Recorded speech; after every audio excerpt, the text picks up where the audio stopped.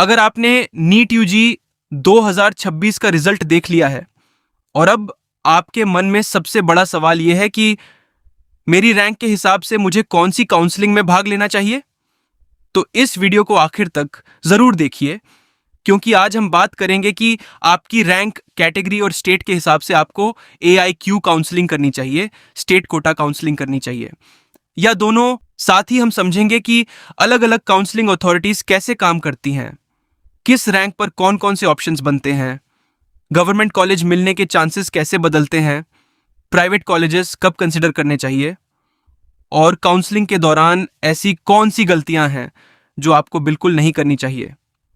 तो अगर आप अपनी एक भी काउंसलिंग मिस नहीं करना चाहते और सही डिसीजन लेना चाहते हैं, तो इस वीडियो को अंत तक जरूर देखें। Hello everyone, welcome to Think Medica. आज का वीडियो हर नीट एस्पिरेंट के लिए बहुत महत्वपूर्ण है, क्योंकि रिजल्ट आने के बाद सबसे बड़ी गलती स्टूडेंट्स यही करते हैं कि उन्हें पता ही नहीं होता कि उन्हें कौन कौन सी काउंसलिंग में पार्टिसिपेट करना है। बहुत सारे स्टूडेंट्स सिर्फ MCC काउंसलिंग भर देते हैं, कुछ सिर्फ अपने स्टेट की काउंसलिंग करते हैं, और कई स्टूडेंट्स तो आयुष या दूसरे कोर्सेज की काउंसलिंग में पार्टिसिपेट ही नहीं करते। यही वजह है कि अच्छी रैंक होने के बावजूद भी कई स्टूडेंट्स सीट मिस कर देते हैं। इसलिए सबसे पहले समझ लेते हैं कि काउंसलिंग के मुख्य प्रकार कौन कौन से होते हैं। सबसे पहला है MCC काउंसलिंग।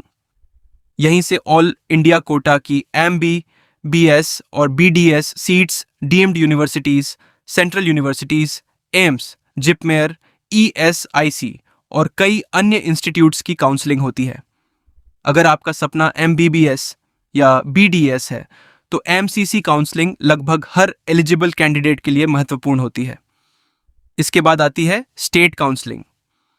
हर स्टेट अपनी अलग काउंसलिंग कंडक्ट करता है, जहां state quota government seats, private medical colleges और कई दूसरे इंस्टीट्यूट्स शामिल होते हैं। अगर आपके पास किसी स्टेट का डोमिसाइल है, तो स्टेट काउंसलिंग आपके एडमिशन के चांसेस काफ़ी बढ़ा सकती है। इसके अलावा आयुष कोर्सेज जैसे BAMS, BHMS, BAMS और BSMS की काउंसलिंग भी होती है।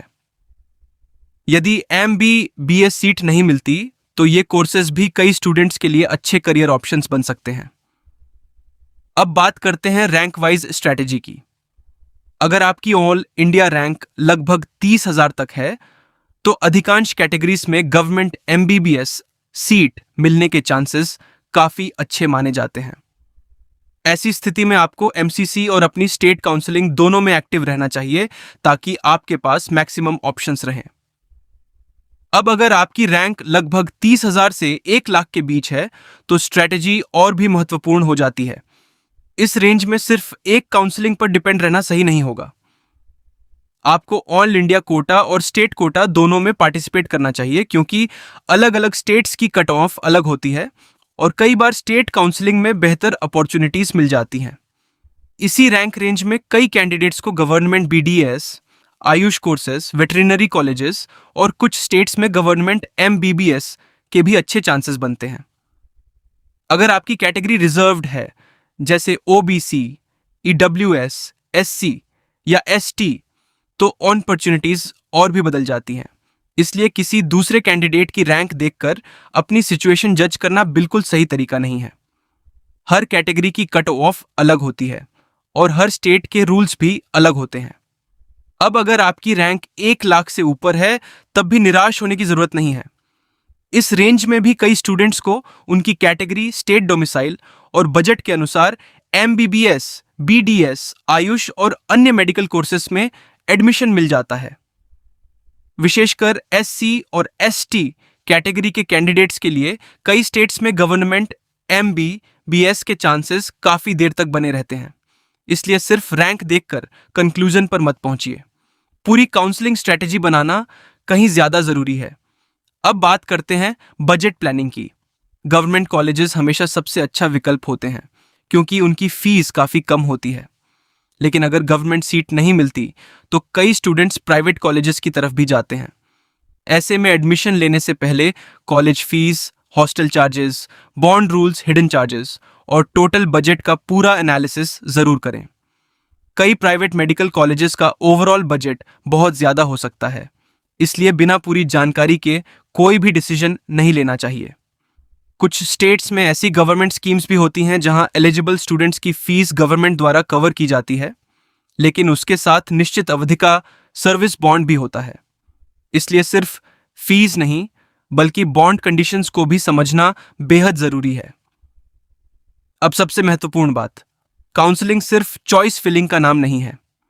एक सही काउंसलिंग में पिछले वर्षों की cut off analysis, CEAT matrix, college preference, bond rules, stipend, fees, upgradation strategy, round wise planning और डॉक्यूमेंट्स की सही तैयारी, ये सभी चीजें शामिल होती हैं।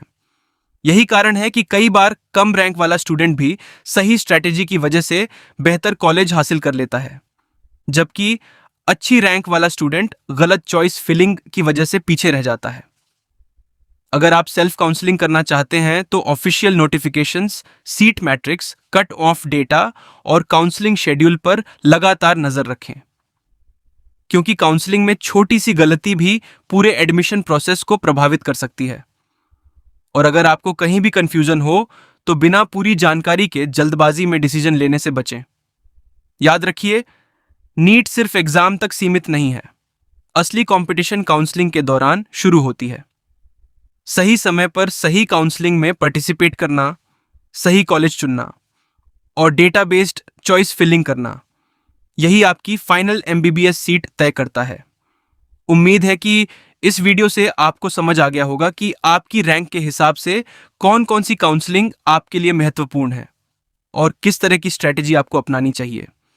अगर वीडियो पसंद आया हो तो इसे लाइक करें, अपने दोस्तों के साथ शेयर करें, चैनल को सब्सक्राइब करें और बेल आइकॉन जरूर दबाएं ताकि काउंसलिंग से जुड़ी हर official update, cut off analysis और एडमिशन स्ट्रेटेजी सबसे पहले आपको मिलती रहे। मिलते हैं अगली वीडियो में। Thank you.